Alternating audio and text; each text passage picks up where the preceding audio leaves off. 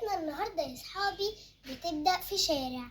الشارع ده كان فيه قط أبيض وقط أسود، والقط الأسود كان بيروح عند القط الأبيض ويطلب منه إنه يلعب معاه ويقول له: أنت يا قطي أبيض يا جميل، ينفع تيجي تلعب معايا؟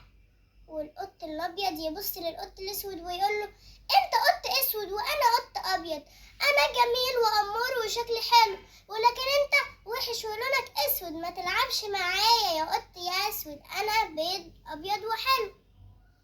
والقط الأسود يزعل ويتضايق، وهو قاعد يا صحابي لقى فار قاعد يجري ورا الفار ده يا صحابي، وهو بيجري وقع في شوال دقيق وطلع يا صحابي لونه أبيض بعد ما كان لونه أسود. القط بص لنفسه كده وقال: الله، ده أنا لوني أبيض، أما أروح بقى أروح البيت. وهو ماشي في الطريق قابل القط الأبيض اللي ما كانش بيرضى يلعب معاه، وقال له: يا قط، ينفع تلعب معايا؟ القط الأبيض قال للقط الأسود اللي هو بقى لونه أبيض: ينفع تلعب معايا يا قط أبيض يا حلو أنت؟ قال له: أنا ألعب معاك؟ أنا عايز ألعب معاك.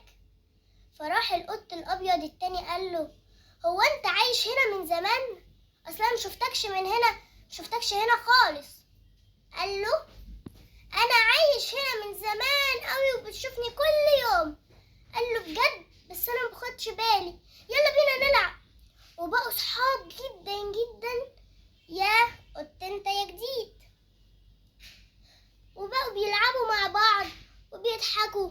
وفي يوم يا صحابي وهم ماشيين، عربية ماشية طرطشت على القط اللي كان لونه اسود مية، واللون اللي عليه راح خالص، وبان ان هو القط الاسود اللي القط التاني ما كانش بيحب يلعب معاه. وقال له: ايه ده، هو انت اسود؟ قال له: انا.